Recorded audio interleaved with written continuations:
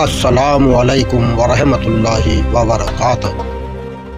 اعوذ باللہ من الشیطان الرجیم، بسم اللہ الرحمن الرحیم۔ آج کچھ لوگ یہ سمجھتے ہیں کہ تصوف اسلام سے الگ کوئی اور راستہ ہے، کوئی نیا مذہب ہے، جبکہ حقیقت یہ ہے کہ اگر شریعت جسم ہے تو تصوف اس کی روح ہے۔ شریعت عمل کا نام ہے اور تصوف اس عمل میں اخلاص، محبت، تزکیہ اور اللہ سبحانہ تعالیٰ کی معرفت پیدا کرنے کا نام ہے۔ قرآن مجید میں اللہ سبحانہ تعالیٰ فرماتا ہے، وہی اللہ ہے جس نے امیوں میں ایک رسول بھیجا جو انہیں اس کی آیتیں سناتا ہے، ان کا تزکیہ کراتا ہے اور انہیں کتاب کی حکمت کی تعلیم دیتا ہے۔ سورہ الجمعہ آیت نمبر 2۔ غور کیجئے کہ رسول اللہ صلی اللہ علیہ وسلم کا ایک اہم مقصد تزکیہ یعنی دلوں کا پاک کرنا بھی ہے۔ یہی تزکیہ آگے چل کر تصوف کہلایا۔ اللہ سبحانہ تعالیٰ ایک اور جگہ فرماتا ہے، کامیاب ہوا وہ جس نے اپنے نفس کو پاک کر لیا، اور نامراد ہوا وہ جس نے اسے گناہوں میں دبا دیا۔ سورہ الشمس آیت نمبر 9 اور 10۔ یہی نفس کی اصلاح، دل کی صفائی اور روح کی تربیت تصوف کا اصل مقصد ہے۔ اب آئیے رسول اللہ صلی اللہ علیہ وسلم کی زندگی کی طرف۔ نبوت سے پہلے آپ رسول اللہ صلی اللہ علیہ وسلم غار حرا میں تنہائی اختیار کرتے، اللہ رب العالمین کی یاد میں مشغول رہتے، دنیا کے شور سے الگ ہو کر اپنے رب کی طرف متوجہ ہوتے۔ یہ بتاتا ہے کہ دل کو اللہ سے جوڑنا، تفکر کرنا اور خلوت اختیار کرنا نبوی سنت ہے۔ حضرت عائشہ بنت ابی بکر رضی اللہ عنہ فرماتی ہیں کہ نبوت سے پہلے رسول اللہ صلی اللہ علیہ وسلم کو غار حرا میں عبادت کرنا بے حد پسند تھا۔ صحیح البخاری حدیث نمبر 3۔ ایک اور حدیث میں رسول اللہ صلی اللہ علیہ وسلم نے فرمایا، خبردار، جسم میں ایک گوشت کا ٹکڑا ہے، اگر وہ صحیح ہو جائے تو پورا جسم صحیح ہو جاتا ہے، اور اگر وہ بگڑ جائے تو پورا جسم بگڑ جاتا ہے۔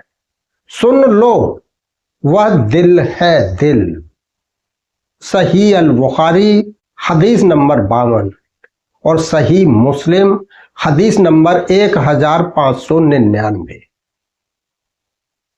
تصوف کا سب سے بڑا میدان ہی دل کی اصلاح ہے۔ رسول اللہ صلی اللہ علیہ وسلم فرماتے ہیں، عملوں کا دارومدار نیتوں پر ہے۔ صحیح البخاری حدیث نمبر 1 اور صحیح مسلم حدیث نمبر 1907۔ یعنی باہری عمل سے پہلے دل اور نیت کی صفائی ضروری ہے۔ یہی تصوف ہے۔ اللہ سبحانہ تعالیٰ فرماتا ہے، سن لو، اللہ کے ذکر سے ہی دلوں کو سکون ملتا ہے۔ سورہ الرعد آیت نمبر 28۔ اگر ذکر سے دلوں کو سکون ملتا ہے تو پھر ذکر کرنے والے، ذکر سکھانے والے اور دلوں کو اللہ سے جوڑنے والے لوگ دین سے باہر کیسے ہو سکتے ہیں؟ रसूल सल्लल्लाहु अलैहि वसल्लम खुद रातों को इतना क़याम करते कि आपके मुबारक कदम सूज जाते। जब पूछा गया तो आपने फरमाया, क्या मैं अल्लाह का शुक्रगुजार बंदा न बनूं?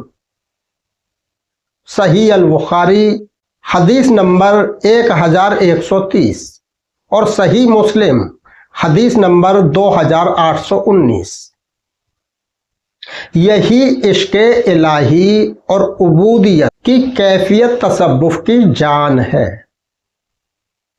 हजरत अबू हुरैरा रज़ी अल्लाहु अन्हु से रिवायत है कि रसूलुल्लाह सल्लल्लाहु अलैहि वसल्लम ने फरमाया, अल्लाह तुम्हारी शक्लों और माल को नहीं देखता बल्कि तुम्हारे दिलों और अमलों को देखता है। सही मुस्लिम हदीस नंबर 2564। यानी असल चीज दिल है और तसव्वुफ दिल की दुनिया का सफर है।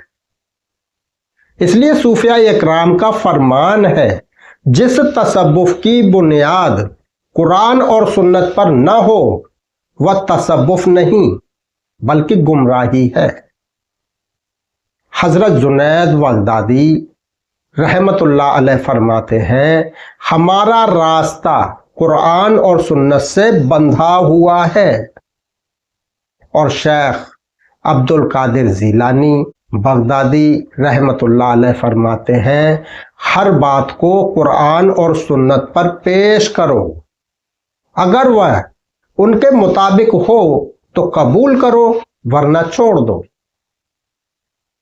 यही असली तसव्वुफ है जो रसूलुल्लाह सल्लल्लाहु अलैहि वसल्लम की सुन्नत से शुरू होता है और अल्लाह सुब्हान ताला की मारिफत तक जाता है।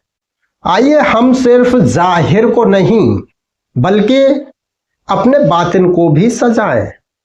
सिर्फ नमाज पढ़ने वाले न बने बल्कि नमाज में अल्लाह रब्बुल आलमीन को महसूस करने वाले बने। सिर्फ जिक्र करने वाले न बने बल्कि जिक्र से दिल को जिंदा करने वाले बने। सिर्फ इस्लाम के नाम वाले न बने बल्कि रसूलुल्लाह सल्लल्लाहु अलैहि वसल्लम की मोहब्बत और अखलाक के आईना बने। अल्लाह सुब्हान ताला हमें कुरान, सुन्नत और असल तसव्वुफ की राह पर चलने की तौफीक अता फरमाए और हमारे दिलों को अपने जिक्र, अपने नबी करीम मोहम्मद मुस्तफ़ा सल्लल्लाहु अलैहि वसल्लम की मोहब्बत और अहले बैत अलैहिस्सलाम की व औलियाए इकराम की सच्ची मोहब्बत से रोशन फरमाए। आमीन आमीन या रब्बुल आलमीन।